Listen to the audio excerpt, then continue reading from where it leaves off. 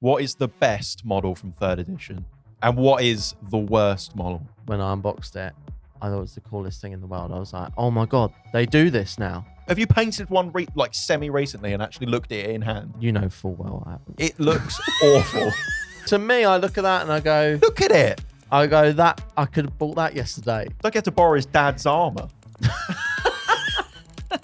The Dreadnought has got to be the winner. I think it's hard to have a worst, really, isn't it? I've definitely got one. It might be a bit controversial, but...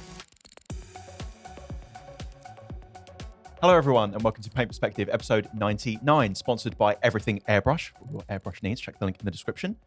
In this episode, we're going to be reviewing and ranking every single Space Marine from 3rd edition. Bit of a nostalgia episode. Because I thought episode 99, let's throw it back to 1999. This was literally the conversation that happened.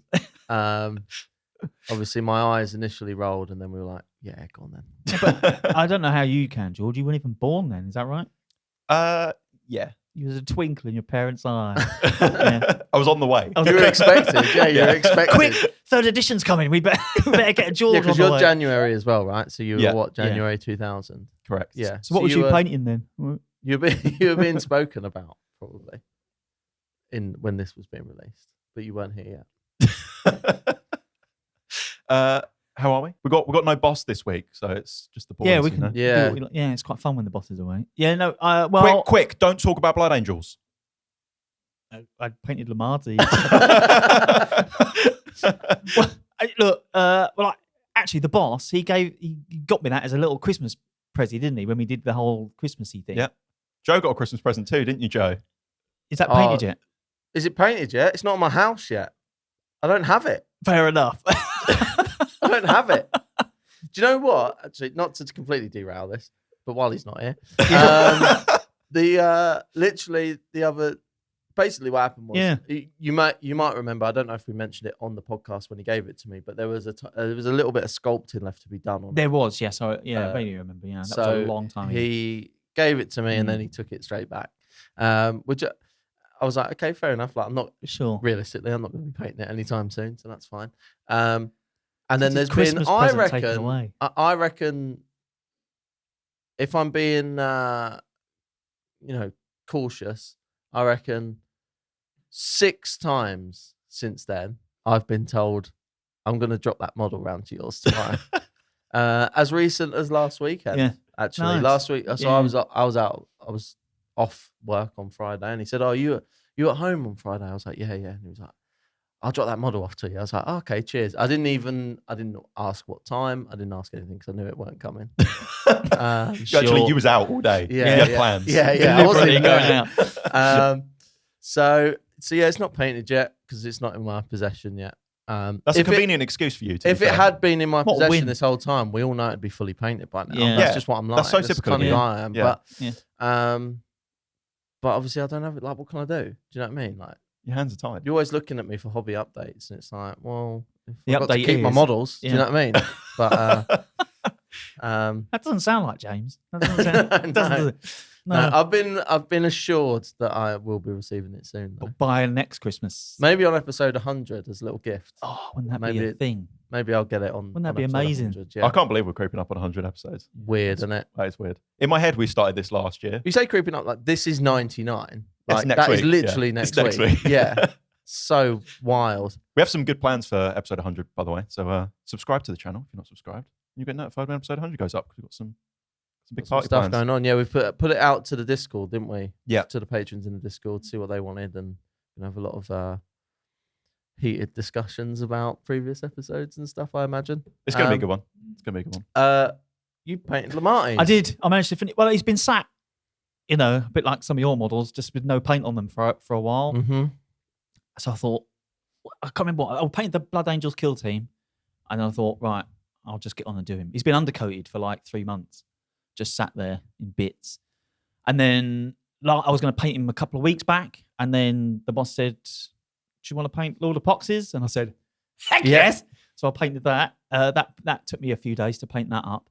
So of course, Lemartes got put on hold again. Mm-hmm. But then last weekend, I thought, right, it's his time. So I knocked him together another 2 or 3 days, and he was finished. Again.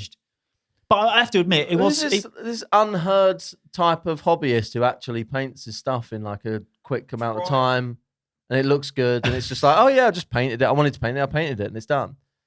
I've never met anyone else in the hobby that is like that. To be fair, now I'm sort of now he's done. I was thinking, right, Scarlet's on the way. True. So I was trying to figure out what to paint. I've got everything in my house out that I bought for the past 2 years. There's an awful lot of sprues and plastic to go through. I'm just turning. So that brings him back he's to human. Earth. He's So only human. He's one of us. It's fine. I'm not just like I buy one model, I get gifted a model, and then I paint it. It doesn't happen. That's his. That's the sort of part of the universe that balances him out. Because Paul paints loads of stuff, but for every one model he paints, he buys 2. Yeah. So he paints more than us, but he also buys yeah. loads There's an more than us, equilibrium. hopefully. Yeah, that's how I'm justifying it in my head. Yeah, it's a facade. All of this stuff. I getting can't done. wait till the show after Iron Skull where Paul's won gold in the staff cat and then comes in and he goes, last week I just thought, I've got the weekend, so I just did, I just did this. I knocked something together for Iron Skull. I thought, last weekend a bit of dirty downs on it or whatever you was. Is that what you Yeah, used? that's it. Yeah. Bit of rust and a bit of varnish. Off we go. Paul will be like, so Iron Skull was on the Saturday, I won gold, and then I had Sunday, and I thought, what can I do? So I painted 4 squads. Finish that army off that I've not started yet. But I've got I buy a lot of bags of stuff on eBay. So there's just lots of sprues with bits missing. So just trying to figure out what goes together and if I've got a whole thing of something. So but I've got a few bits. But yeah, no, Lemartes was all right. Yeah. He was pretty good. It looks pretty great. nice. I saw you posted it on I haven't on seen Instagram. the pictures or anything. Do we have? There you go, look. picture? Oh God! It's very prepared with an Yeah, iPad. Well, I've got some pictures for the 3rd edition chit chat later on there. So yeah, I think you swipe that way. I don't understand how you can just bang that out in a couple of days. Well, I mean, I think that was about 20 hours. It's not like it was just knocked out in a few days. Okay, so it's longer painting sessions. Yeah, at least that makes you feel a little bit better. That's fine. I think I refreshed him on a Friday evening just to make sure he was good to go for Saturday, and then it was like 2 solid days of painting and a couple of little bits during the week. Yeah. So yeah, I mean, he's black undercoated, so that's True. mostly done. And then I just It's like your metallics. It's black is cheating, and so are metallics. Have you seen all like the little slide digs he's been having in his like captions and stuff? And like, oh yeah, I did this. Luckily, this was really quick because it's metallics and metallics are so fast. Blah blah blah blah. But actually, I didn't really like the Lemartes model to start with when they first released it, but I love it. I'm straight quite away. fond of him now. He's great. Yeah. I think he's a great little model. And actually, painting black armor is always a bit of a thing. So, can I get this right? I did try doing like greyish highlights first, but it just didn't look right. Like neutral black. Yeah. So it just didn't look right. So I just went with the kind of the box art colours, which seemed to be bluish. Bit of blue in there. Bit of blue. So yeah. I think it normally it's normally like quite a good way to help indicate what type of material it's supposed to be, isn't it? The way you highlight black. That's kind of 3 ways you can go with it. And it allows you to kind of mix and match. Like if you've got something that's supposed to be rubber and then you've also got something that's supposed to be like leather or something, they're both black. Just changing those highlight colors kind of helps you. Yeah, that's a good point. So are you a blue highlight? I think I'm blue metal? for like armor and stuff like that. Yeah. And yeah, probably metal. And then I'm a neutral for like Hong Kong. Yeah, there's a whole. I can't wait for the mic to not pick that up. And it just looks like that was quite loud, though, wasn't it? It was. I don't think the mic will get that. You're just going to look like you're having some sort of glitch. Yeah, Elon on that meme that went around of him where he's like resetting. I would go blue for like your metals and your armors and stuff. Something that's supposed to be like more of a hard edged like thing. Colder. And then I tend to go towards potentially like neutral if it was like like the rubber like The undersuit. And then if it's like leather, you can kind of go a little bit sort of warmer like into still creeps and browns in there, but it still remains black kind of thing. That's I think that's the way that I go. There's a hobby hack for you. That's not a hobby hack. I don't save That's it just for- general advice. I don't save it for It's common sense. some of the hobby hacks that you come out with, and I get slated for an actual thing that you can put into practice. Outrageous. I agree. I agree. The blue looks much better. Well, I kind of like it personally. The blue one, like the blue sort of edge highlighting on the armor rather than grey. I just think it looks a bit too cold. Doesn't quite look right for some reason. I don't know. Just my eyes just say, oh, that doesn't look right. Yeah. So I did edge highlight half of him in grey before I decided I don't actually like it. So I had to go all over everything black and then redo it all again blue. But painting black armor is quite a good exercise in practicing all like your chunky highlight and getting them right, because you can always easily correct any mistakes with the black. Yeah, so the easiest one to tidy up. It is the easiest one to tidy up. Yeah, I think that's in part because you don't have the recessed shade. Really, yeah, you haven't got to worry about. It's great. You haven't got to worry about any shade. Whereas if you, I would argue that if you're doing a flat color, you can still easily tidy up your chunky edge highlights, or even your thin edge highlights. But where you've got the recessed shade, and it might be like kind of on the same like plane. Yeah, yeah. But I got to think be a little bit cleaner. It's also where black tends to cover so well. Yeah. That the tidy up is just so much quicker. Whereas if you're doing, and it's darker, the like your highlights are pink darker armor, anyway. the pink armor that we all attempted the other week. Yeah. Like trying to tidy that up is a bit of a nightmare because you're No, just that's doing fair. pink over. No, and over that's again. fair. Yeah. No, it was just like a good sort of practice at doing that. But I really enjoyed painting him. He's quite a cool little model, and you get to do some marble effect if that's what you want to do as well. So I didn't do any hydro dipping or anything like that, or any sort of the dirty crazy down wet wipe. bottle remained closed for this one. yeah, there was no rust on there, which I was pretty sad about.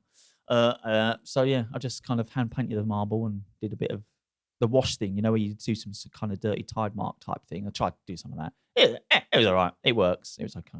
That's It great. looks all right. It's It looks nice. It is such a cool, as a number one Blood Angels hater, it's such a cool model. As soon as I saw it, I was like, this is so good. My only gripe with that model is just a tiny bit small.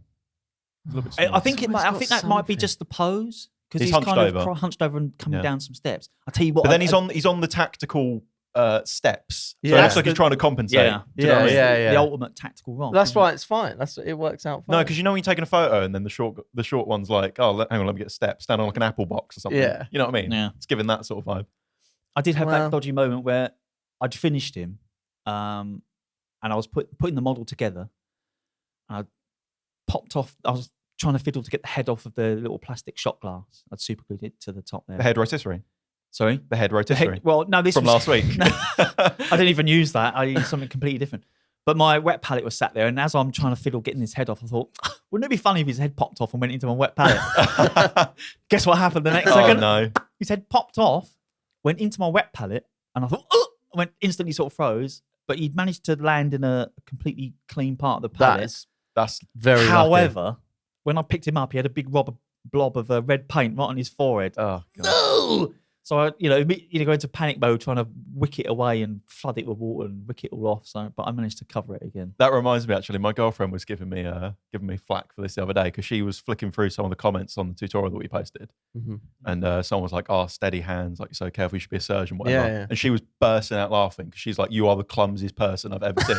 Like she's watched me paint, and I'll like drop a model, it explodes on the floor, lands face down on my wet palette. She's like, "These people don't know how chaotic you are." I'll like hit my head on my lamp. That's a common one.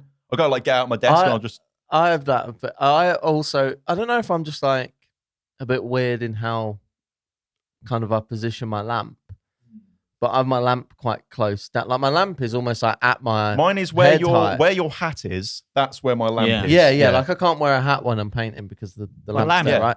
So Literally in the way. I'll quite often the bill of the hat just blocks out the Yeah. shadow. Yeah, I just need some maybe like LED strips under here. that's and I'll a be hobby fine. hack, right? Get an LED strip. You Put it just, under your just hat. stick it like underneath there. like Yeah, a that'd be kitchen good. cabinet. You don't even need a lamp, Joe. You could be wireless. You know? Yeah, You've got yeah. so much freedom. You do that in combination with your magnifiers. You're in business. Yeah. Um, You might be able to make that for what was I under just a saying? fiver. My brush hits the lamp all the time. Yeah, the top. You the top put of your it. lamp in between your brush and your model. No, not Literally. not the actual No, bristles. I'm not. The other end. I'm not painting. I'm not attempting to paint my lamp. I mean, like I'll have my model here Yeah. for the viewers. My model's here, and my brush is then here, and then the lamp's here. But because there's not that much, Space. the audio listeners love that. Because there's not that much room, and the brush, the space between the brush and the lamp is there's not that much. So I'm on board. I'll hit Yeah. the lamp. I've done quite that a many bit. times. There's also on my lamp, if you flip it upside down, if you look at my Onyx reverse, Just side loads up, of paint. there's loads of splodges. paint slides. I had that, except I just got a new. I just got a new Onyx. Actually, funny enough, Right. I upgraded because I never had an Onyx before. I had the older version. Had you finally had enough of my ad reads? I You was like, caved. yeah. Every time I came into work, All right, George, George, I'll get one. George was just like doing a live ad read to me about an Onyx. I get tagged now. People will be like, "Oh, I've had enough of George selling me this lamp. so I Finally it. bought one." And they'll tag me. They'll be like, "Let's see if it's good enough." Then, Yeah. and they are obviously. But I was basically just running my old one into the ground. It eventually just didn't work. So I had it for years. So I've had my Onyx for years, and it's going great. oh well, I look forward to being in that position in a few years. So it's nice and clean now, is what I'm getting at. Yeah, So not for long. yeah. Yeah. If you're a miniature painter, you'll know how important it is to have the right tools for the hobby, but it doesn't matter what brushes or paints you have if you can't see what you're doing in the first place. If you want to improve your painting, contorting yourself under a small, repurposed lamp from around the house, giving yourself a backache and straining your eyes just isn't going to cut it. That's why one of the biggest upgrades I've ever made to my painting setup was my Onyx painting lamp from Native Lighting. Its articulating arm allows me to sit in the perfect painting position for those long hobby sessions, and its super bright 2200 lumen, dimmable LEDs cast soft and diffused light on my models without any harsh shadows. As someone with a very small hobby space, by far my favourite feature is its adjustable mounting clamp, which attaches to the side of my desk, maximising my free workspace. And its daylight colour balance temperature of 6500K gives you the confidence that colours you are painting are accurate and your miniatures will pop on the tabletop. To upgrade your setup to the equipment we rely on here at Siege Studios, head to the link in this episode's description or go to siegestudios.co.uk/shop. Right, main topic for this week then. I thought it'd be good to, maybe this could be an ongoing thing, go through the sort of eras of Warhammer. And as I said in the start, episode 99. Where else are you going to go? 1999. Let's rewind. All right. I thought it'd be cool to go through like the starter box, because that was a popular one. They re-released that last year, I think. I think it might have been longer ago than that, Semi-recently. Yeah. And that's cool Especially models because in there, if they've done them in order, the made-to-order starter boxes, they've done the 4th edition one since then as well. So I reckon the 3rd edition one was Must have been probably before made to then. order a Yeah. couple of years ago, if anything. Yeah. Yeah, fair. But regardless, we're just going to do Space Marines in this one Mhm. because we're Space Marine nerds, and we know you are as well. So. Yeah. Yeah. What else is there? There's no other range. Sorry as far for as I that know. one Eldar guy Yeah. listening. None of you would have clicked on it if we did all of the 3rd edition Eldar releases. Or All the whatever. Orc releases. Yeah. Um, I just thought it'd be fun. Should we something talk? different. Was you painting in this era? Was you alive in this So- era? I was Joe? alive. You was? Yes, I was very much alive. How old was I? So when does 3rd edition start? Oh, Ni- so the box set comes out in 98. Yeah. Right. So I'm 5. So I did not. Am I 5? I don't know. I was born in 92. Am I 5? I was born in. I was born in. Mentally. I was born in 92. I don't know about physically. The beard is So it depends, aging you a bit. depends when it came Hairy out, baby. but yeah, I was around about. I was about 5 or 6. I guess. How old was you when you like? I know Um, all of us did it as a kid to some degree. How old was you when you was like first? I think I probably discovered it when I was about 10. Mm. So right at the end of 3rd edition, 4th edition was just starting. Obviously, I have no idea what that is at the time.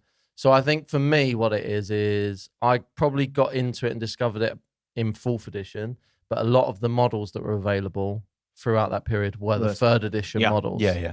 So it's there's a lot of familiarity for me in 3rd edition, nostalgic era. even though I wasn't necessarily there. Do you know what I mean? Yeah. Because I think I was, obviously it was a few years after this, but I think I was only like 6 or 7. I remember being like weirdly too young for it because I'd asked if I could like go to one of the evenings where they like played the games and stuff. And they was like, oh no, you're not old enough yet. I wasn't I hadn't met the threshold for being allowed to. You've got to be this you know high. what? Literally, it felt like that back Yeah. then though. Actually, do you know what? Thinking about it, I think it would have been maybe 4th edition hadn't quite come out yet when I very first discovered it. Because I think I've told the story before about how I kind of found it, and I was on a family holiday on the Isle of Wight because I got family on the Isle of Wight, and stumbled into like a model shop that had all these like Airfix kits and stuff like that. And as a kid, obviously just found the coolest looking one, which was, you know, they used to do the little box of like easy build, like old easy build Space Marines, by which I mean they were literally a full Space Marine and then you stuck the gun bolt on the front. Yeah. That was for other models as well, because my first ever models was that, but Cadians. Yeah, It was so it's like 4 similar Cadians kind of thing. and So then I you think, stuck the gun on. but this had like paints in it as well. Yeah. Those current ones.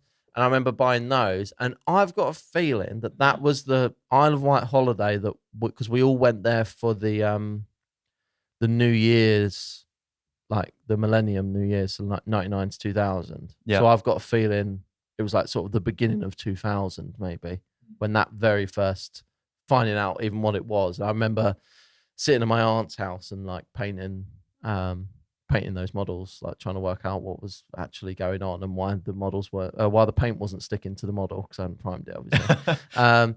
So I reckon, I was about 8 probably when I actually first. So that is in the middle of 3rd edition really, and then probably didn't revisit it properly until I was a little bit older, and I was like, oh, do you remember that? Yeah. Saw a shop in Lakeside or whatever, and was like, oh, I kind of recognise that or whatever. Yeah. It's weird that third edition is sort of the forgotten child, because everyone always wants to talk about 2nd edition. So like first edition, no one cares about that.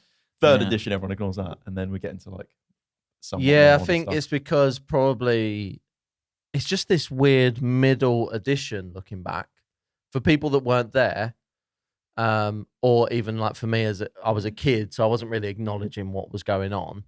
I think when you look back as a newer person in the hobby, 2nd edition is very defined as what it is. It's the bright green bases. It's the models that look old and the noticeable style.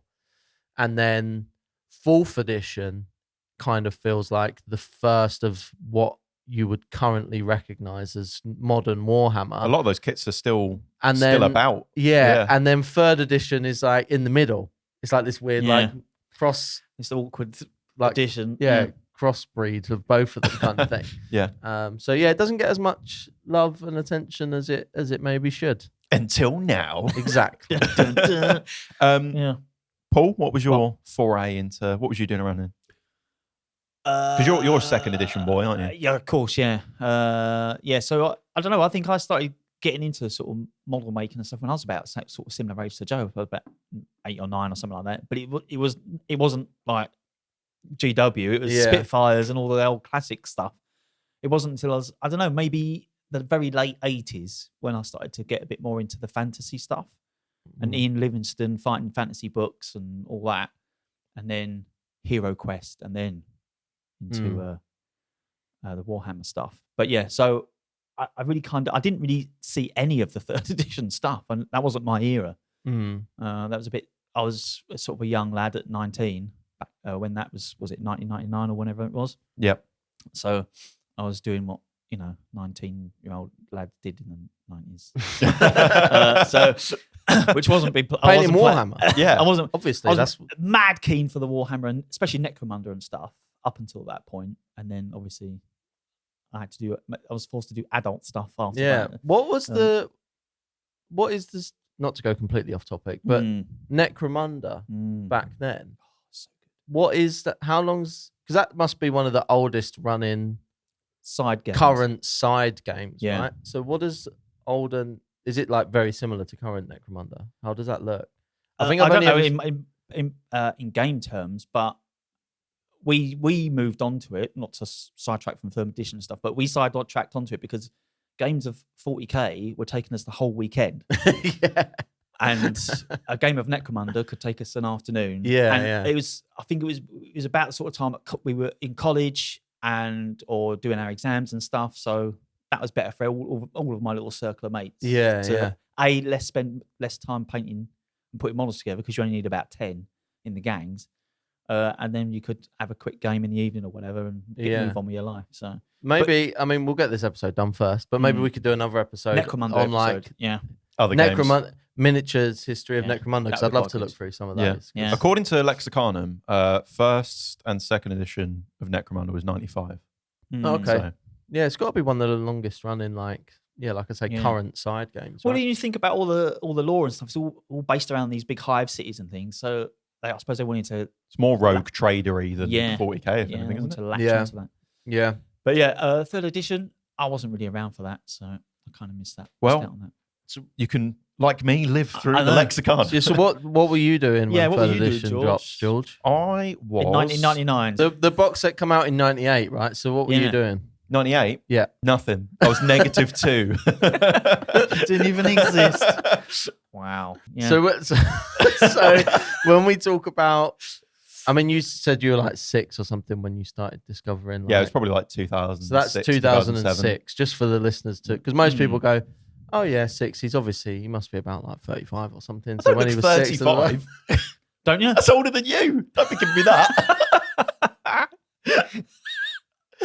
I know. That's a proper James I level. I just wanted to yeah. see if you would react to that or not. Do you remember that? James said to me like 2 years ago, he goes, oh, you're nearly 30. And I'm Yes. like, what do you mean? Yeah, so how old were you? I was like 23 at the time. He just turned 23 or something, and James was like, yeah, you're nearly 30, you understand? And he was like, no, I'm not. I don't understand. Anyway, miniatures. So is this looking back on these now? Is this the first time you've seen some of this stuff? Yes and no. Obviously, some of these, I mean, we'll get to the kits individually in a moment, but Yeah. some of these kits have withstood legacy to a degree. Yeah. Like We were the talking land about speeders and stuff. Like they outlived their welcome, you could say, some of these Yeah. models. So those I'm obviously familiar with. And then you just see some of the older stuff from like competitions and the old Hammer lot, Instagram. So I'm familiar with the style, definitely. yeah. I wouldn't say every single specific model. But the third edition box set, I didn't even know it existed until they. Well, no, it existed. We didn't but I know hadn't anything seen it until existed, they did you? re-released it. Yeah. Because no couple one of years talks ago. about it. Exactly, that's what I'm Everyone saying. talks about the second edition one.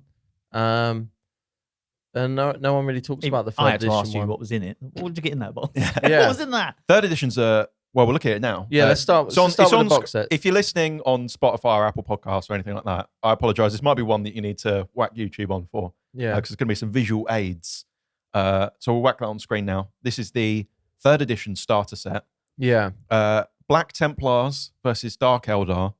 Which obviously we are just focusing on Space Marines for this this episode, but you got a bit of scenery as well, and you got all your template things for the blasts Great. templates. Were you still using scatter dice and things like that back in the day?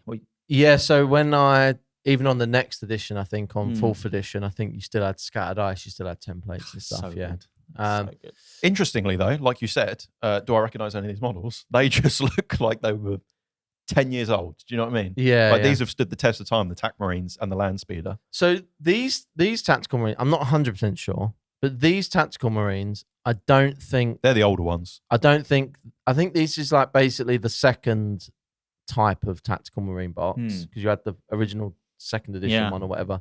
Probably had one before that actually as well. But like in terms of what we would recognize as Space Marines now, I think there was probably another tactical marines set after that. I don't know when. Maybe we'll get to it on a future episode and we'll discover it. But that's the more updated, like posable. Yeah, and this one, more bits. Though, like the difference between this one and the one prior to it, I think is a perfect example of what I was saying about third edition almost starts pushing into like what you would then consider modern Warhammer in the 2000s and stuff. But it's also still noticeably like it's noticeably older kind of thing. Yeah, were you still getting like the metal legs and torso, and with them plastic arms? I don't know. I feel like these might have majority with been plastic for the main like kits, if you like. I'm not 100% sure on that because I never had the third edition box set. Yeah, I never got that. Yeah, you wouldn't have got a whole box full of metal. Yeah, big but box Space set like Marines that. wise, so you got you got 10 tactical Marines by the look of it, and you got a land speeder, which I think we'll find out in a minute, but I think that might have been a new model, the land speeder for that box. I don't think the land speeder was out prior to that.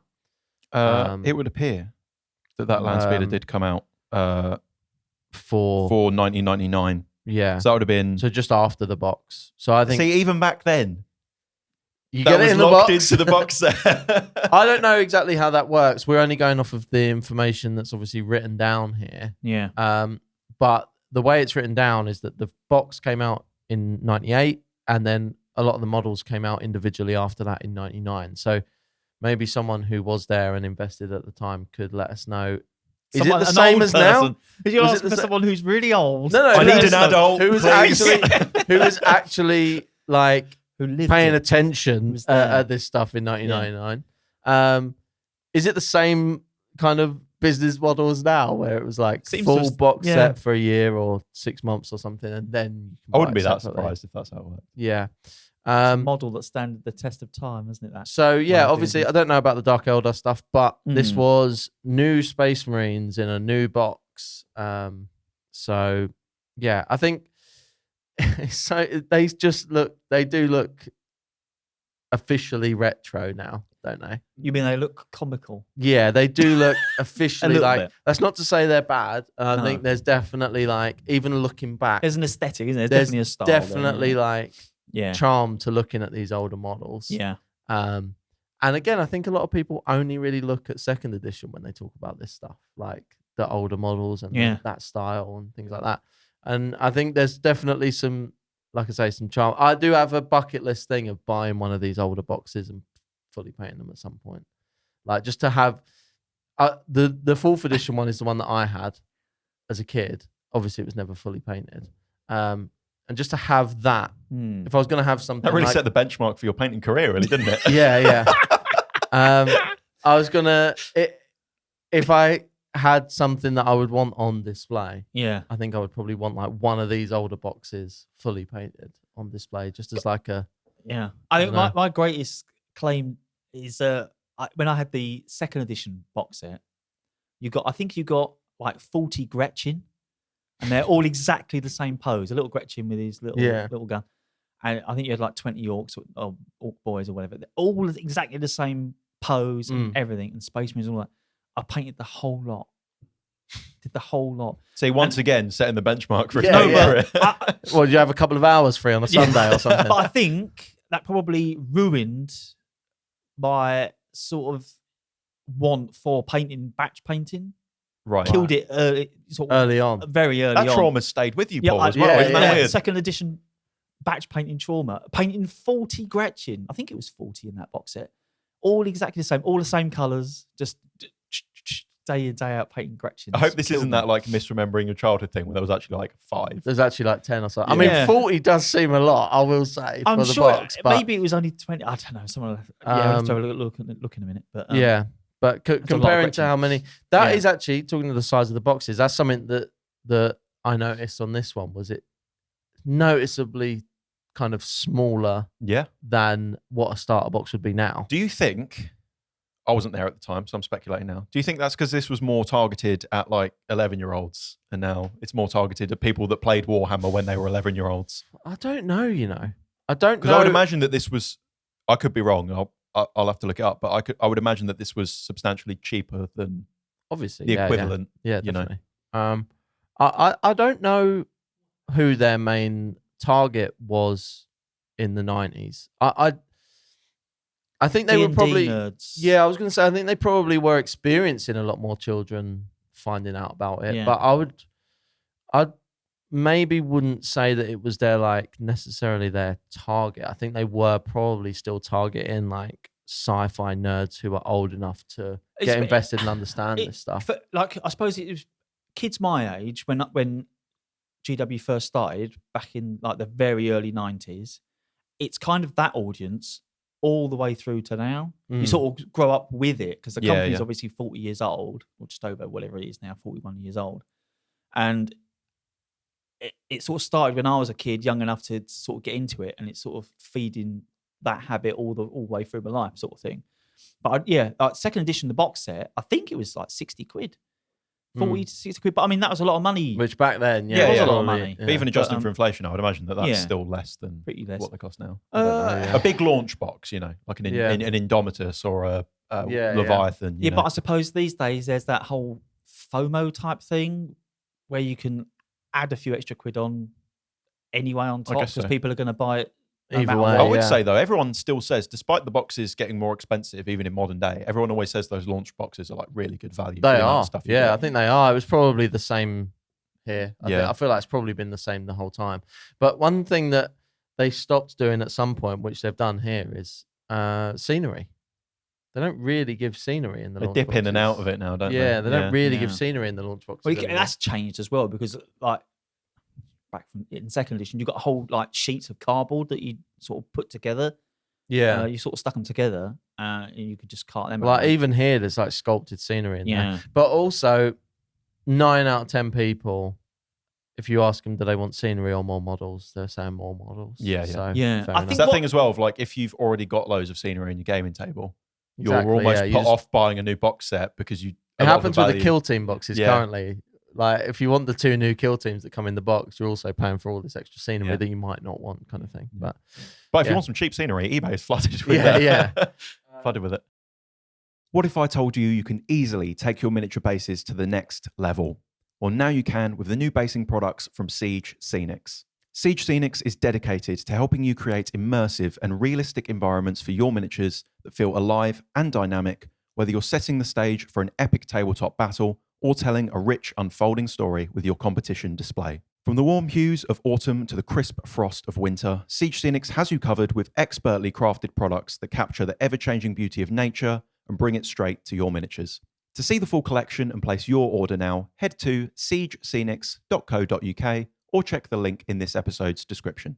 yeah, it's a cool box. I think in terms of just because of the painting colors of each side, it kind of looks a little bit bland when you look at the box because it's like Black Templars are just all black. The Dark Eldar are quite dark as well. Yeah. Yeah. They look almost like they're painted the same color from the full box shot from the side. And then the quite far out. terrain and the scenery is also Terrain very is also dark. like grey and green and brown. So I feel like they kind of make a conscious effort going forward to like they're very opposite colors, the different teams in the Yeah. boxes. But Yeah. also, this is very much a different vibe to that second ed box, which is like really vibrant and colourful. Yeah, yeah. This is almost like we're taking it seriously now. Yeah. And it obviously the box art for the third edition is extremely like it's like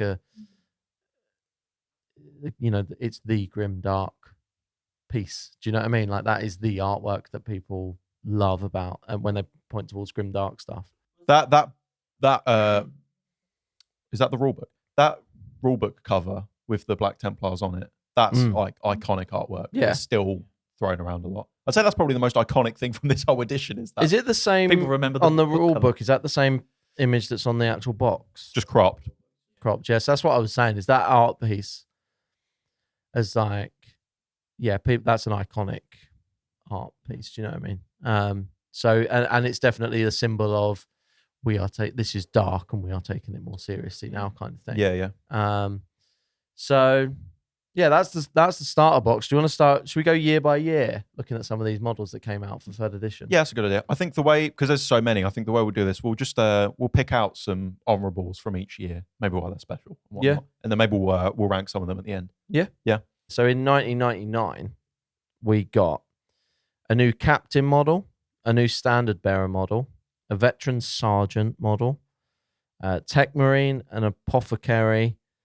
I'll do all the individuals first. So we also had another sergeant, non-veteran sergeant, captain in Terminator armor, and a special Games Day limited edition Space Marine captain. That was all the individual characters that you got in 99. And then you also got the tactical squad, which we'd just seen in the starter box.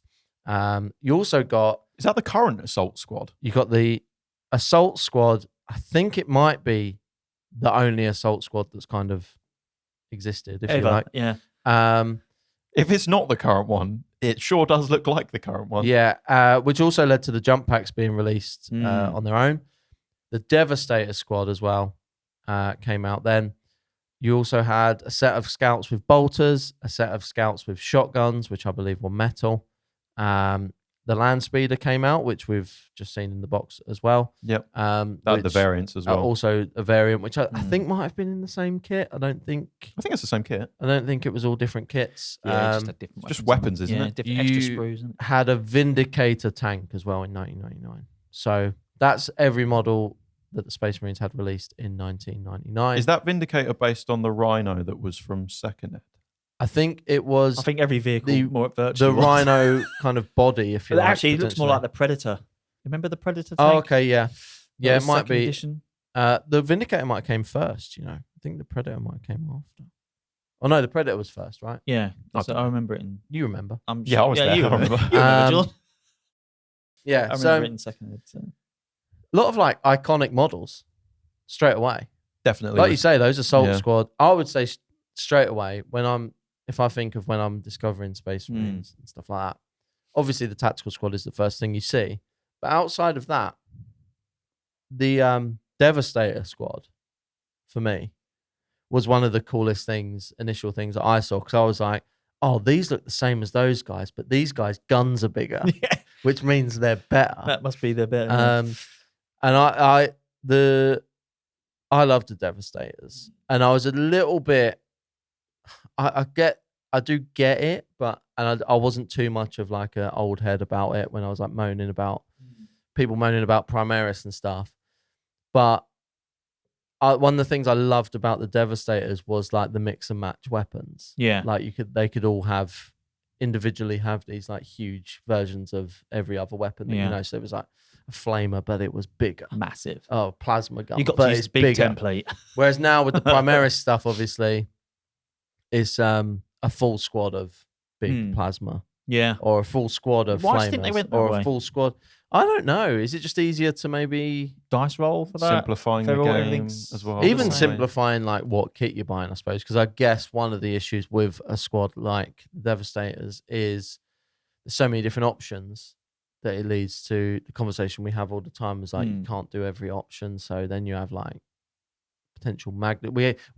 I know that we used to magnetize a lot of Devastators, for example, Yeah. because people would just like Wheeze in know. Siege. Yeah, which like people would not know exactly what weapons they wanted on them, especially in the editions of the game where different weapons cost different amounts That's of right, points, yeah. which isn't the case currently. But it used to be like Hmm. you would have the base cost of points for the model, and then this weapon would cost an extra 10 points, Yeah. or this one would cost an extra 20. Yeah. So I quite like what they've done with the Primarisification of it, where there's a different Primaris squad for each kind of main weapon type, and then within that you've got customization. yeah, I think it makes a lot more I sense. guess I do. I understand it, Yeah. but like part of me does miss Yeah. the idea of, because I like things like, for example, command squads, where it's a squad but they're all a little bit different. Yeah. They're like unique. It's still a So- modern command squad though. Yeah, no, but I'm saying, but within that, that's why I probably like the Devastator squad. Is like you can have a guy with a las cannon, a guy with a missile launcher, Really a guy cool. with Fair a enough. Do you plasma think cannon. that might be to do with like playing tournaments and things? It streamlines tournaments. Probably. maybe, I mean, makes it a little bit quicker. The gameplay implications of having one squad with Hmm. 5 different guns in it is Yeah. obviously, it takes a lot longer to Hmm. resolve all those shots and stuff like that. So Yeah. I do get it, but that Devastator kit. Plus, I is- suppose it didn't make any sense if you had a heavy las cannon that can at the time like shoot 72 inches across the board, and one guy's got a heavy flamer that can shoot a foot. Yeah. So, you know, Yeah, it was like a lot. I suppose, it's a lot harder to get used to, especially if you're playing the game for the first time. Especially yeah, I as suppose so, yeah.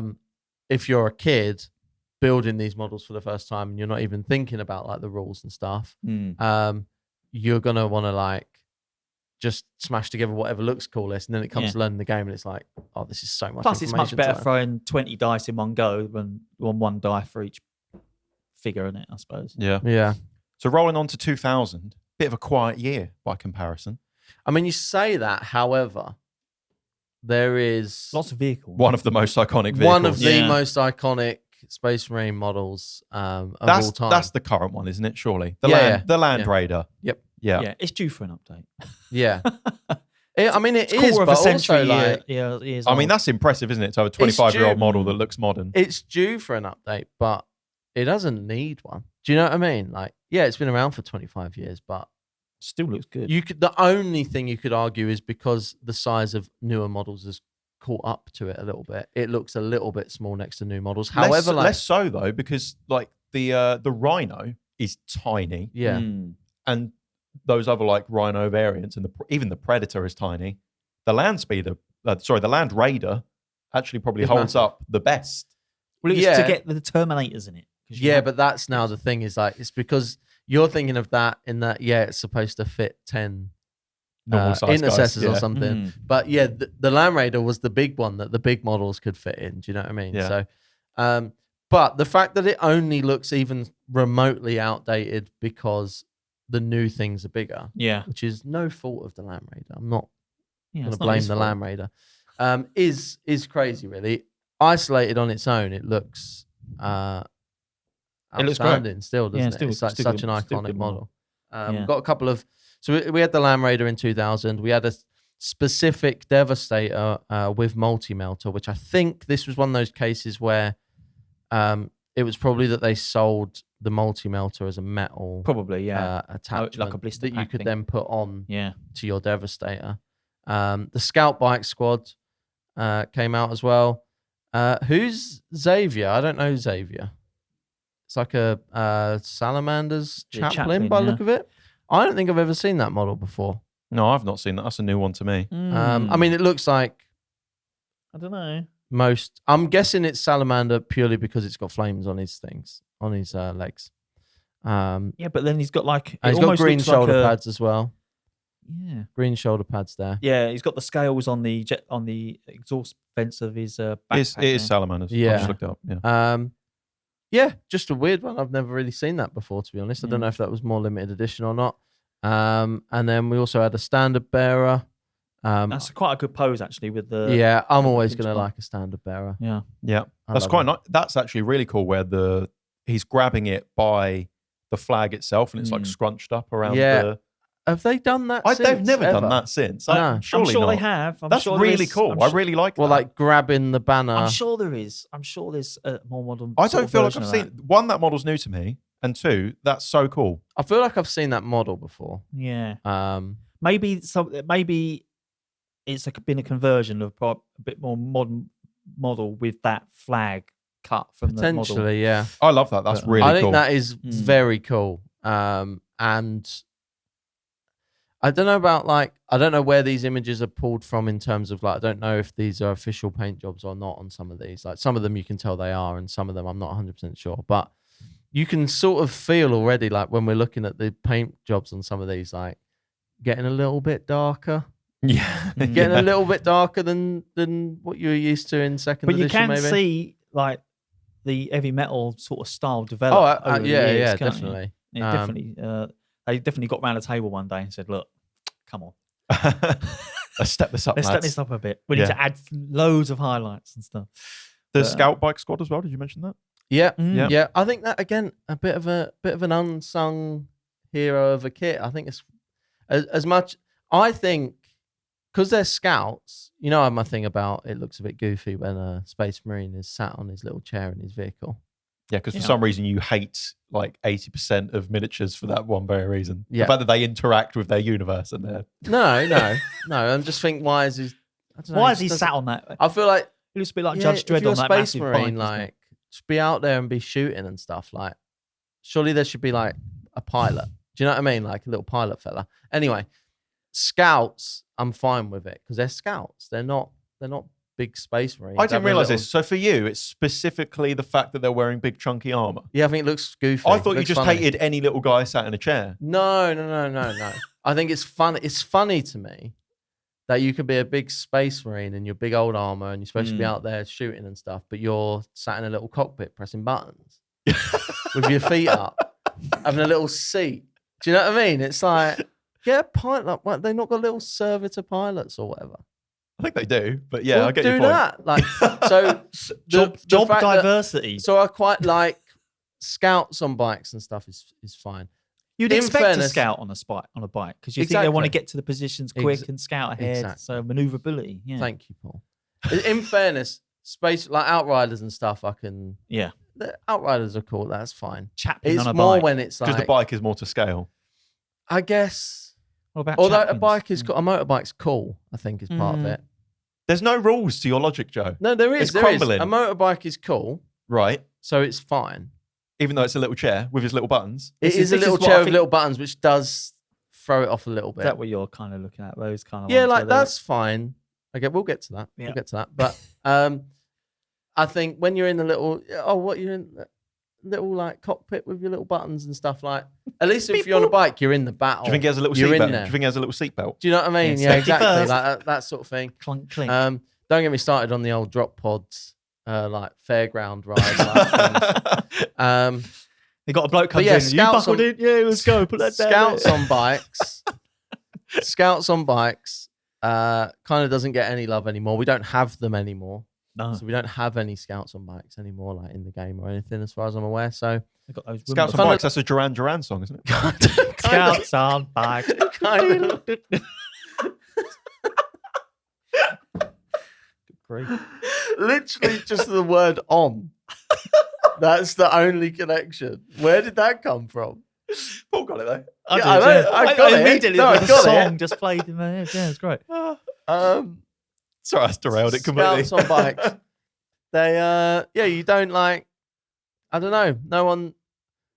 No one talks about them much anymore. No one seems to miss them. But I would like new scouts on bikes. 'Cause I love the new scouts. So I think new scouts on bikes would be cool. Big news, some huge updates have arrived to the Siege Studios Patreon to give you brand new perks and includes even more bonus content. Our refreshed tiers include extended ad-free episodes of this podcast, including our new post show, extended masterclass video tutorials with bonus tips and techniques, invitations to hobby hangouts with us, exclusive Discord channels, and of course, instant access to hundreds of easy to follow step-by-step PDF tutorials updated every single month. And you can even get dedicated video feedback of your miniatures with our critique clinic, so you'll always know what skills you need to improve next. So what are you waiting for? Take the next leap in miniature painting and improve your skills for the same price as just a few pots of paint. Head to patreon.com/Siege Studios to learn more. 2001. That's an iconic release if I've ever seen one. They really did a mic drop with 2001 because they released one model, basically. Maybe Literally one model. That's all you're getting this year. Let's... but it was the plastic Dreadnought. Mm. They literally were like, "This is all you're gonna get. Thank me later. You're gonna love this for years to come. You don't need any more. There you go, crack on." And that is an iconic kit, isn't it? I'll tell you old what, it Dreadnought. really is iconic. That base that it's on, that molded Yeah. base. Oh, yeah. It's so good. I remember the first time Everyone's Dreadnought was on that Yeah. piece of stone. Yeah.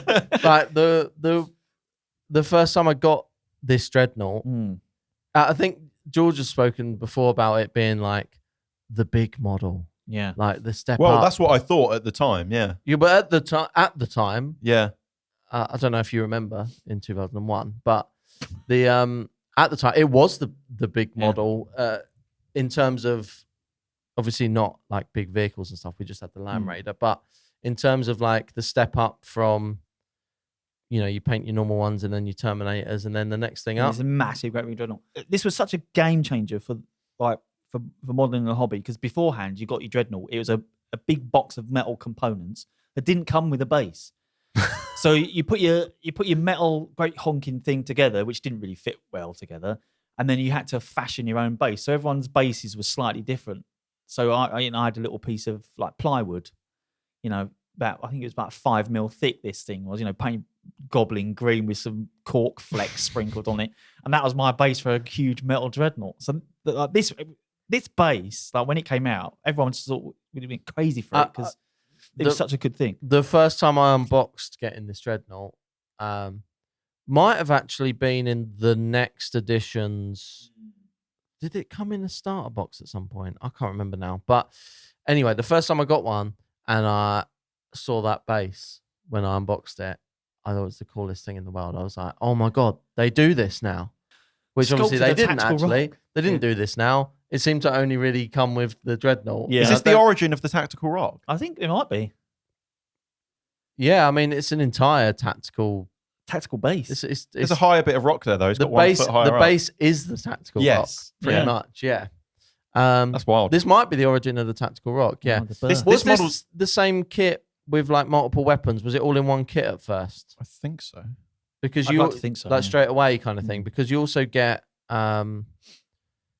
the different versions of the Dreadnought. The Was this Venerable still- Dreadnought was a separate kit. I remember that. And that's the one that's still available. Yeah, because this one's got RIP. This classic Boxnaught's gone. Well, like the standard one, Yeah. you can't just buy this one anymore. No. Is, Recently deceased, I believe. is it? Because they got rid of this at the same time as like the Assault Squad and some other bits. So a lot of this other stuff that we're talking about from this. Yeah, edition. a couple of years Yeah. ago. Is, Like, It's this, a shame. very recently. is this Yeah. still the era where you could go into a GW store and look through a catalog and order bits individually? Oh, you did Probably because of that multi-melter Devastator Yeah. being released. So Because I always reckon remember if you wanted a different weapon for things, you could go in and it would come like metal most of the time. Yeah, most of the time, yeah, they were sort of kind of. I think print on we're demand type maybe potentially, again, I wasn't paying much attention because I was 8, but the That's a good caveat. I was playing with Lego at the time. and let me tell you, if you think my reasonings for things now are off, Yeah. me when I was 8, there Wild was Tactics. just no rules. To Crazy. No anything. rules, yeah. I was just sort of, I was having this exact conversation in GW when I was 8, saying, "Oh, he looks a bit funny sat down, don't he?" What's he in a chair for? He's in power armor, pushing buttons. Insane. Yeah, I think we're potentially starting to phase just out of that now. Yeah. Maybe. Just Sad looking at time. the models and going over it. I think we're potentially phasing out of that a little bit at this time. Yeah, what else we got then? 2002. Yeah. More vehicles. Lots Just a of big, vehicles. big drop of Loads. big drop of tanks. Well, you got the Thunderhawk in here. That was the first one that poked out to me. Yeah, Forge World. A lot of Forge World stuff here. Yeah. 2002. Is this when Forge World started?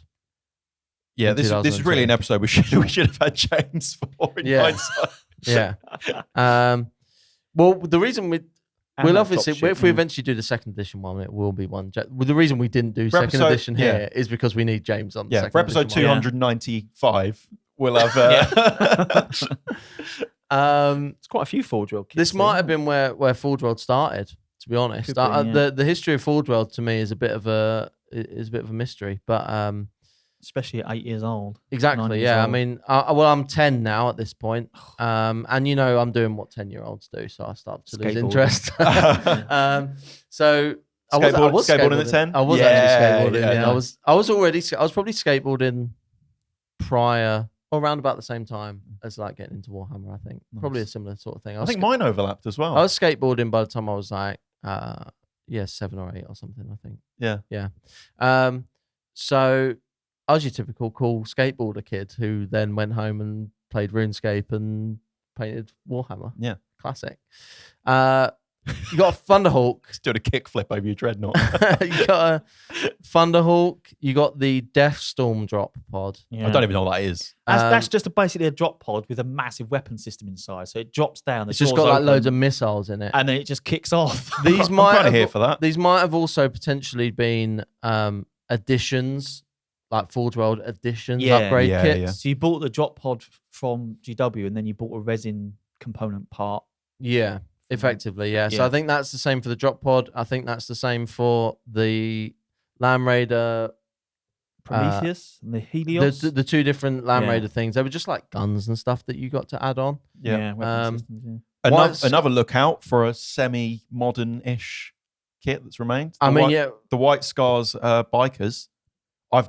I'm definitely familiar with them. What are they still? They've lasted a while. Are they like still knocking around? Oh, if they're not still knocking around, they definitely were not long ago. I feel like they can't be. Surely they've kind of. It seems like the sort of kit that wouldn't be around anymore.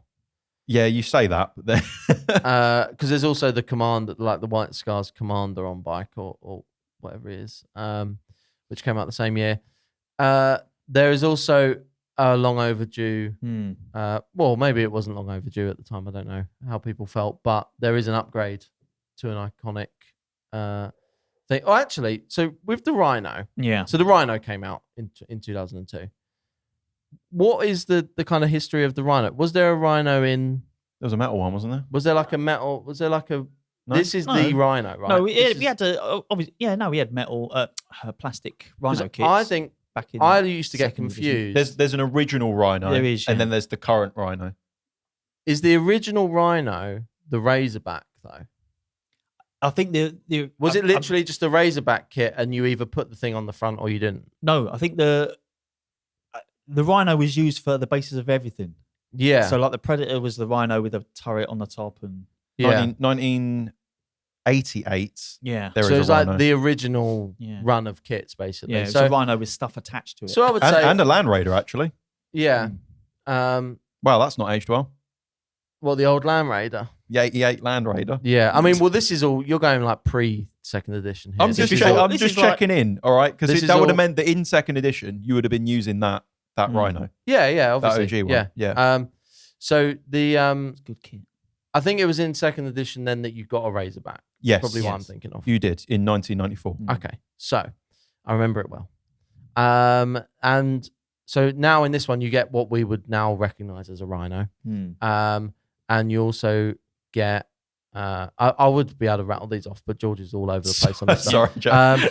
So you get the Rhino, you get the two different Predator variations as well, and you get a Whirlwind. So these are Yeah, the all Whirlwind, yeah. all built on what is the new Rhino kind of body, Yeah, if you the old like. chassis. And these are all current as far as I know. They still Yeah, I use mean, you them can today, still buy a though. Rhino, right? Mm. Still got the Predator You still get the Predator. I want and the Whirlwind. to shine some light on the Predator, because the Predator Destructor, as it's listed there with the big old cannon thing, I think that is my favorite older tank. My favorite kind of. Is the Predator just a Rhino body? It's a Rhino body with some beefier weapons. And Okay. sort of side The sponsons on the type side. things. But I it is just- the same body then. Yeah, I just they always, all were. Yeah, they all were the Rhino body with Yeah. extra stuff, Oh. basically. I just loved how, like, the first time I saw a Predator, I loved how, like, it just looks like, where it's got beefier because of all the guns, it just looks like a stocky little, like, that's what tank looks like to me. Little stocky tank. Like, yeah. I don't like when they look a bit like slimline, Yeah, if you like the old, like the Rhino. It's which kind of it- like a the like, Rhino like a just- Sherman, kind of stumpy. And yeah, like boxy. the Rhino's just a transport, right? So Yeah. I get that, but I think it's the perfect mix of, like, doesn't look, because sometimes you see them and the guns are too big for the body. Do you know what I mean? They look a bit out of proportion, so that looks like a bit too comical. But the Predator is a classic. I absolutely love the Predator, and I know James will appreciate me shouting out the Predator because I know he's a fan of the Predator as well. And then we have we got 2003 and 2004 left. There's only a couple of models left of third edition. So in 2003, you get the Razorback, just to piggyback onto all of the another vehicle additional stuff that we vehicle, said. Yeah. Just to confirm for you, the Razorback is the Rhino body Yeah, I'm with- sensing the theme. with some extra Yeah. stuff. They really wanted to get their money's worth out of Yeah. that hole, didn't they? The Razorback I always quite the Yeah. look of as well. I like that it's got the little spikes at the front. Kept the cost down, I suppose, to the people buying the kits, because you haven't got to make any new molds for things. You're using the Rhino mold, and then all you're doing is making new components for the weapon Yeah. part. That Yeah. makes sense. Which would make somewhat like military sense as well to a degree. You Oh, could yeah. you could kind of You're justify churning that. these I think things the out other across thing the is, like, galaxy. Yeah.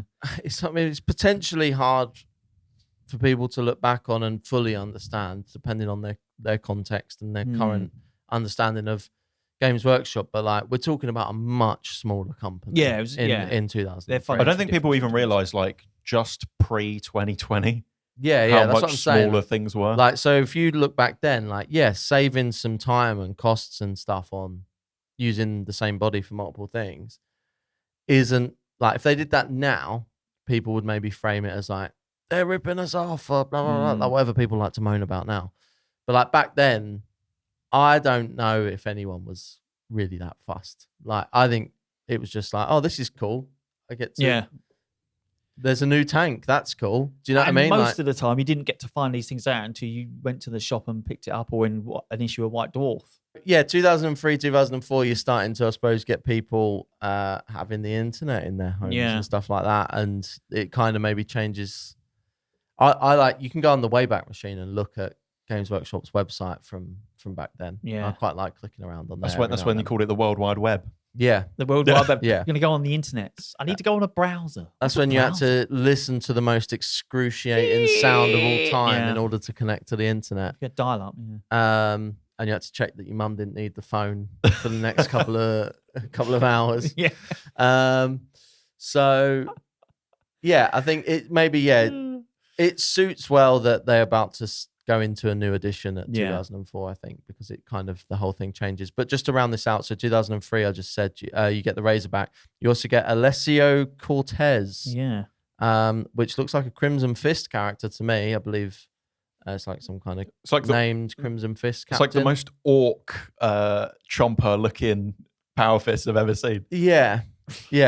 What a guy. Seems to be. I like his tea towel, like loincloth. It's like paint, like you've got the stripes at the bottom. It's like a tea towel. This one, I don't know. I'm trying to not let the base rim choice of all these pictures cloud my brain as to whether I think it looks particularly old or not. Yeah, it matches the game board. But I would say that literally just painting any of these old models with a green base rim instantly makes it look so much more retro. I'll give you an example. Right above it, you've got the Iron Father. So we're going into 2004 now. I might as well read that off. So 2004, you get some Iron Hand stuff, which might have been the first kind of real release for anything to do with them.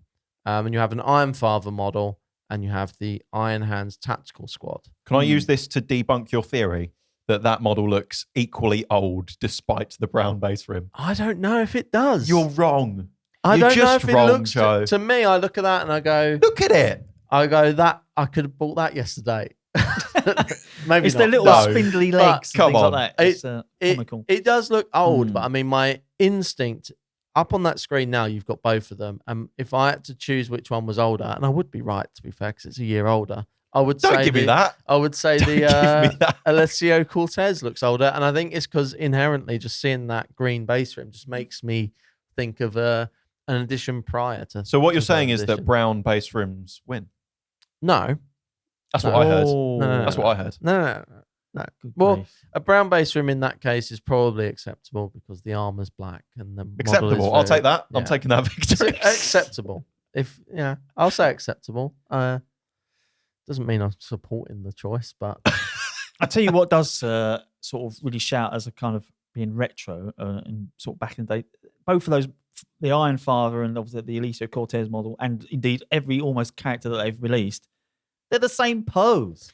They did have this pose. So not in the way. That's what happens when you don't have any tactical rocks. Not in the way that we're about the tank, but it's not literally the same body with different arms. But a lot of these older captains and stuff, they're obviously restricted with what they could do as well. What they could produce in the molds, I guess, technology wise. So I actually think one arm up, one arm shooting. I imagine it would take the most minute amount of like explanation from someone who was there for us to all go, oh yeah, fair enough. Yeah. Like if they like explained exactly why they were made like that. Obviously, looking back at it now, you can go, oh, they all look the same. I'll tell you why.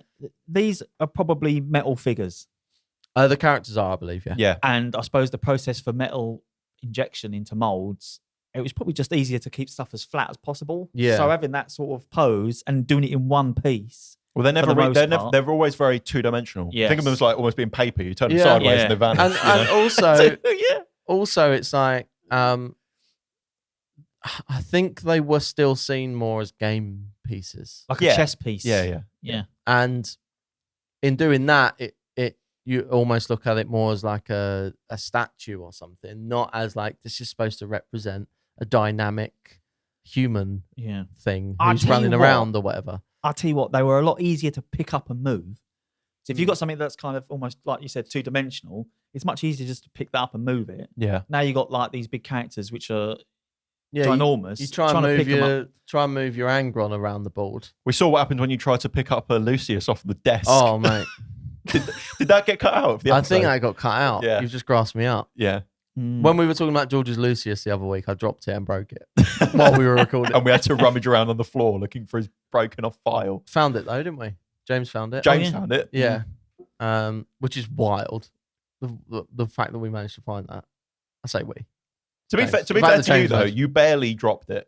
barely dropped it from 4 feet up in the air. It was No, literally. it was onto the table. It was like I must have been holding it like there. So what's that like? 5 inches off of the table. Just onto or the something. table. Yeah. Oh, okay. And it just sort of slipped out my hand. And all of that was because I was trying to hold it only by the base. Yeah. Because I didn't want to get my fingers all over it. So like in doing that, my grip wasn't as good. And then it just sort of slipped and fell on the table. But yeah, it was like a couple of inches to the table. It exploded like a Lego figure. Yeah. Yeah, so moving them around was great. Yeah. Boop, boop, Yeah. chest piece. Have you got a favourite character from a book or piece of artwork and thought to yourself, if only that had a miniature? Custom Service is our character creation brand here at Siege Studios.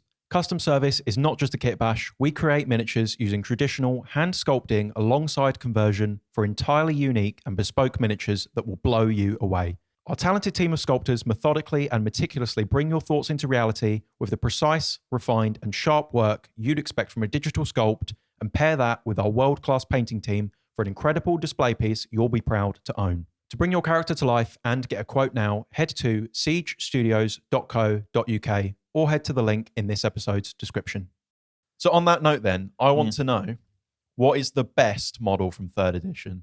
And what is the worst model from 3rd edition? The overall just best. I want to know your S tier and your F tier. What's the criteria here?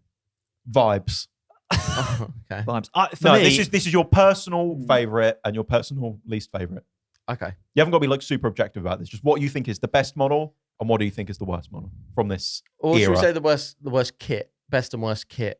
Like, because obviously it's not necessarily a single model, is it? It's like a. You might have a redeemer. That's why I said vibes. Because you might be able to overcome how bad the kit was if it's cool enough. No, I'm just saying overall, like you could pick the tactical squad, for example. Sure. It's not a model, but that's okay. I'm not going to pick the tactical squad, although I think the tactical squad should probably be the unequivocal, like the winner, probably. That or the It's Rhino or undeniable. something. The tactical squad and the impact of the tactical squad and just the is undeniable, isn't it? well, It is the kit. I had to say the Dreadnought. I was going to say the Dreadnought as well. The Dreadnought has got to be the winner. But I think the Dreadnought is S tier, but I think objectively the Tactical Marines is the kit, right? There's the whole myth of like, oh, the Tactical Marine kit outsold every other kit or every other range or whatever it was. Yeah. It's just the one. Yeah. But I think the Dreadnought, it's between the Dreadnought and the Predator for me, I think. yeah, for sure. Dreadnought's great. You know what? That standard bearer You is going on for the I was going to cusp. say the second. You're going think to try and just- find one. I think just to be different, I think I'm going to say that standard bearer purely because that's the sort of thing that I'd like. Don't get me wrong, the Dreadnought is sick. I love the Dreadnought. Yeah. But there's something about, people say older models, oh, they have more character, whatever. But that is like, that one does. I do kind of feel that with this. And it is still that kind of 2D pose that you were talking about as well. Yeah, They've yeah, managed to for sure. do some and a really impressive thing with it there. That being said, though, just due to the way this kit looks, like you could definitely steal that. I mean, I'm here for the banner. I'm going to be honest. Part of this is I'm painting. I will talk about it in the post show for the patrons. I saw you. But part of it is I'm doing a Primaris banner bearer, like the ancient with the Yeah. and I've got that in my head fresh at the minute, and I think Yeah. that would be so cool. Can you imagine like painting that where it's got like a big design and then it's all like scrumpled up? And stuff? Yeah. That's so cool.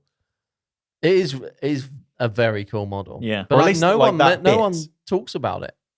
I've not seen anyone really post about painting it or anything. No, that's brand new to me. I mean, I've been about in the Warhammer world. I might be new to the game, but as a professional painter, I've So seen you most say a models. lot of this stuff you recognise from competitions, but I don't know if I've seen that at a recent competition. Yeah, I can't think of any Even time I've among seen the that. older models that No. are there. No. I would say, I was always quite fond of the old Scouts as well. I've always been a fan of Scout models, and I think the actual Scouts release was in 2nd edition, and then these ones were probably just weapons that were released, so that's not entirely like these would have been little weapon add-ons. Yeah, or Um, blister packs or something. Have you got any honourable mentions for the top pick, Paul? Well, I mean, again, I have to say that standard bearer is great. Obviously, the Dreadnought is the winner for me for this one. I don't know about one that I don't really enjoy all that much on here because obviously I haven't really built any of these kits.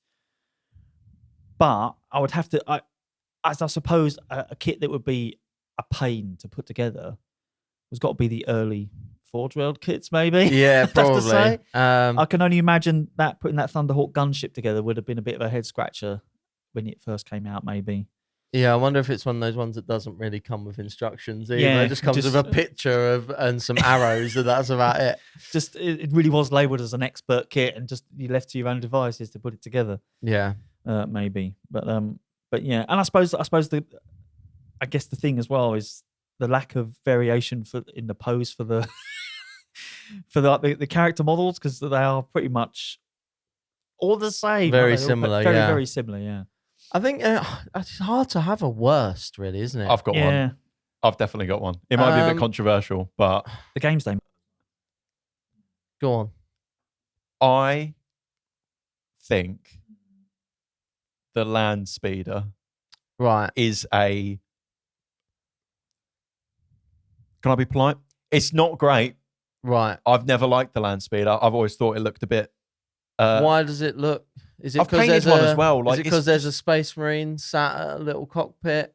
Maybe it looks a little bit funny. Do you know what's worse? The Scout one where they're all like hanging out with it. No, that's cool. No, it's not. That's cool. It's not. Have you painted one like semi recently and actually looked at it in hand? You know full well I haven't. It looks awful. I think it looks cool. The Scout, but again, Scouts. I like Scouts. Scouts are cool. But that Scouts should be on a land speeder, and they should be all hanging off it. It's not aged well. The kit is horrible to put together. It doesn't look good. Don't come at me with technicalities. I did say this was on vibes, Joe. Problems. No, I understand that with the land speeder, and I think it as maybe we've spoken about some models that have aged incredibly well in this. Yeah, that's not one of them. And I don't know that the land speeder is one of them. The land speeder always struck me. We always called it the flip flop, because kind of the front of it, it kind of looks like the front of a shoe with like the strap going over the top there. We always call it the flip flop, the flying flip flop. I don't know. The flying flip flop. Flying flip flop with two Marines sat where your toes would be. Right. Pushing buttons. I can't unsee that. I can understand that. It's just so like stumpy as well. Yeah. It's just a little flying cube. Do you know what it's the equivalent of? It's got a big gun on it. It's the equivalent of like the mouse droid from Star Wars. The little thing that's just like driving around on the Death Star. The little black box. But they blew it up and they made it fly. Yeah. It's ridiculous. Yeah. Yeah. Okay, yeah, that's a fair shout. If we had to pick one, that is a fair shout. But I don't really think there's any that are like offensively bad or anything, to be honest. I think the bikes aren't far behind for me. I don't think they've done great. Not the Scout bikes, I hope. Yeah, the Scout bikes. What are you against Scouts? As soon as I said I like Scouts, now all of a sudden you don't like anything to do with Scouts. I like the new Scouts. Yeah, I'm sure you do. I don't like the old ones because they've got this going on. You know? Yeah, but they're all neck. You'd look a bit like that if you were a Scout. If you're a Space Marine Scout. It's like that. Sorry, they don't have the best posture. They got a lot going on. It's like you had to borrow his dad's armor. They do a bit, don't they? I suppose. Yeah. We did. Well, I've seen it before. Have you ever seen where people put? Because the Scouts don't really have full shoulder pads, but they do have the little thing. The little thing that looks like the thing that you put the Space Marine shoulder pad onto. On. Yeah. So sometimes people put the Space Marine shoulder pads on a Scouts, and that does look like where your dad's armor to work day. Yeah. It reminds me of. Have you ever been like in the sea or the ocean in a life jacket, and it like you kind of sink down?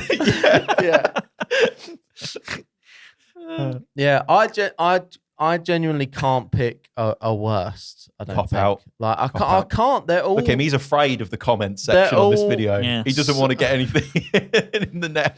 Well, I think actually, if we've learned anything over 99 episodes, it's that the commenters love when you moan about Games Workshop. So if anything, I'm doing myself out of. Yeah, but they also love to disagree with literally anything I say, regardless of if it's truthful or not. When I say you, I'm so they're like unstoppable force, unmovable object. Yeah. I'm talking about in general. People love to moan about Games Workshop, so it'd be very easy for me to sit here and go, "Oh, the land speeder's rubbish," and then everyone goes, "Yeah, yeah, it is."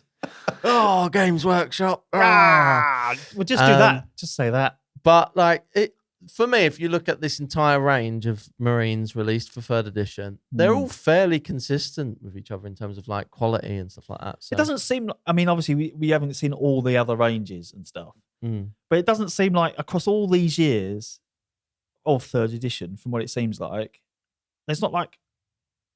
It seems like they release more kits now for each sort of each faction than they did back then. Oh, this they is kind of definitely proof, do, though, that even back then, Space Marines just got tons of releases every year. No, there was a few there where it was just like, Only a couple, you though, only but get like, by and Dreadnought large, it was like year on year. There's plenty of releases. Yeah, they were clearly the poster boys, aren't Yeah. they? I'm looking forward to doing a 4th edition because that's got some really. 4th really edition good ones, is that's mine. That's like the main nostalgia. You're sort I of think. early teenager, I suppose, by then. Yeah, Getting going into teens. Yeah. At that point. So, yeah, I think that it was quite fun actually looking back at like the older models and stuff. Yeah, especially some if you haven't seen them before. Like some of Definitely. these That models was are eye quite opening cool. for me.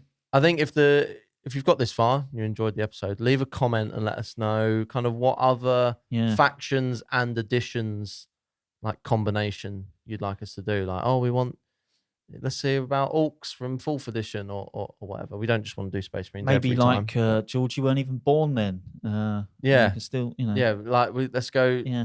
Should we do all of the? Is that how we separate them? We do pre-George and post. Oh no, you know that's a good game, right? We flash a model on the screen. You got to guess if it's older than me or not.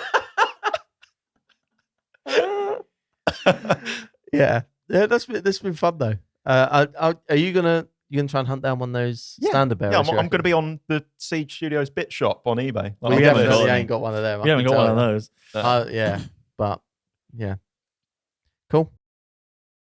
Okay, as you might know, on the podcast, we do these monthly painting challenges with the community on our Discord.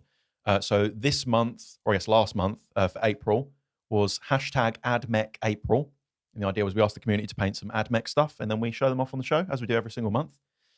And then we allow for some rule bends and, people stretching the rules. And there was a bit of a joke going into this one, that when we done AdMech last year, people refused to paint AdMech and were trying to slip anything in there. Someone did a Dreadnought and just sent us a picture of the like AdMech symbol on the Mechanicum symbol on the Dreadnought and was like, "Yeah, here's my AdMech submission." We spoke about it a few times and we spoke about it on the episode, and people have really ran with that. Yeah, people. We made a bit of a joke about it, and the community took charge, Joe, because there is a lot of Dreadnoughts. Is there more Space Marines than AdMech? Or definitely. more non-AdMech than AdMech that have actually been. It's close. It's close. Yeah, this is guys. Come on. I know we lean into it, but this is crazy. I like that we say we'll allow a rule bend if you're creative with it. You can maybe slip one past the goalie, but people are you're spitting in our face now. All right, this is just a Space Marine. Yeah, like this. Do you know? Right, I've got a couple that I want to shout out. Can I go? Yeah. Sorry, they're all on screen now. Thank you to everyone who did submit, regardless of what you did. The idea of these challenges is just to get people painting new stuff and different stuff. Yeah, a little bit of a showcase. One of my favorite ones was like right at the beginning of April because, and this mixes both a rule bend and just like laziness of using an older model. Yeah. However, the model does look great. Okay. So it kind of evens it out a little bit. And that is T-Bear, who submitted a Ultramarines Dreadnought that they were aiming to have done for March. For March from a crack. Yeah. But missed March, and they've decided to include it in AdMechApril because it's a Dreadnought. And as we all know, Dreadnoughts pass for AdMechApril. It looks fantastic. There's so much work that's been done on this. So I can completely understand why they wanted to make sure that it got submitted for something. There's like freehand on it. There's glowing like power kind of vents, things like that. There's weathering all over it. It's excellent. It's very good. So I think if you're gonna miss the monthly challenge and if you're gonna have a rule bend, yeah, if it looks like that, you got to weave it back somehow. Who are we to judge? You know what I mean? I think that looks absolutely fantastic.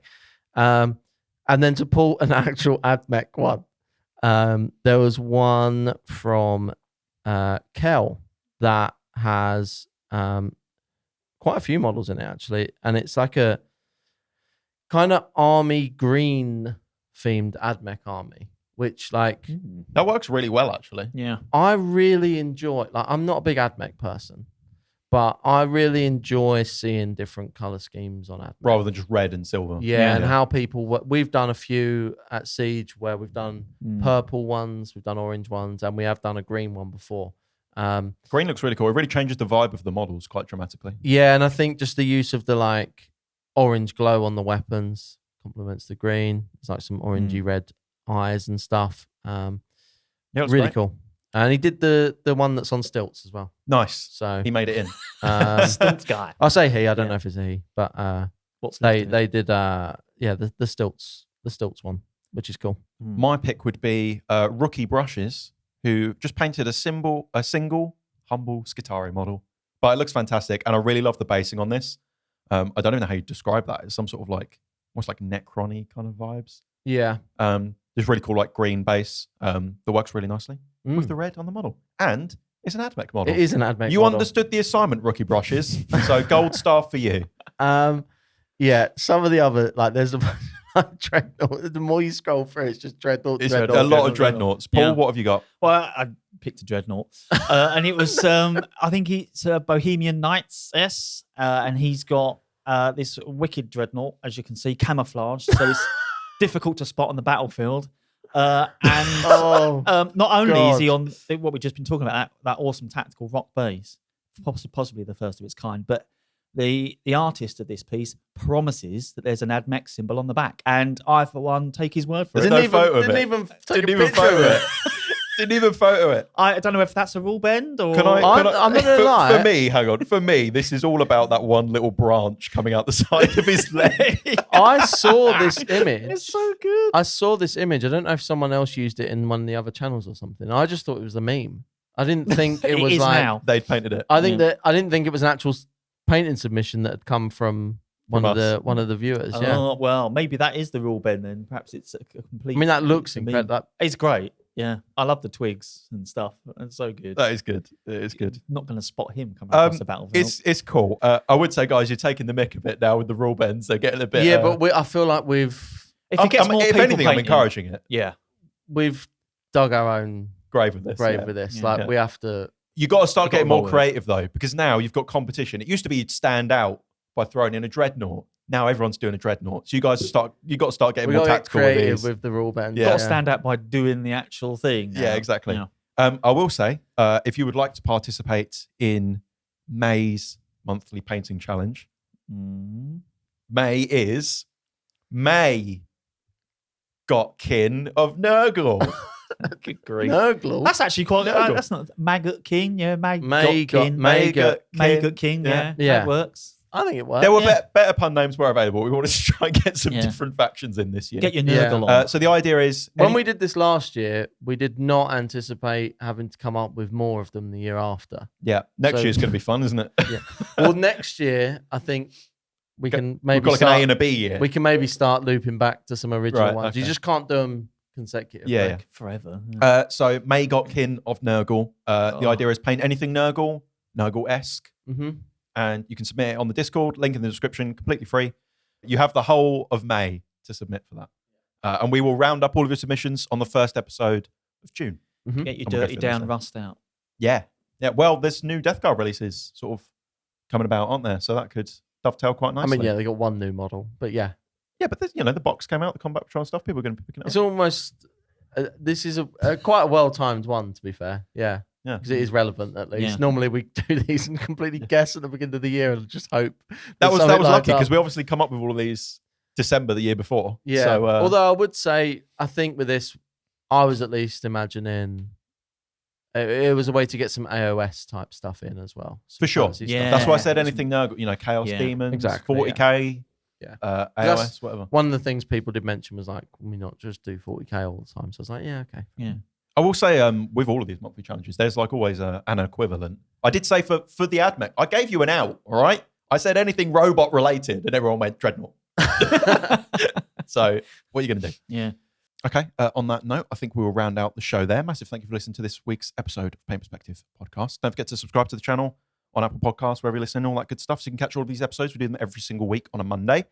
We're going to jump over now to the post show, which is a benefit for our patrons. So we do like an extra 20, 30 minutes every single week. You can listen to these episodes ad-free, get access to all of our wonderful extended tutorials as well, and some other benefits. Thank you to our sponsors for this episode, and we will catch you next week. So I've done like a really cool base. I was so proud of it. Then put it back on the desk, come back to it, look at it. I'm like, this is the worst base I've ever painted in my life. I don't know what I was thinking. This is terrible. I should quit. I'm 8 painting sessions deep into this project, and so far I'm back to square one.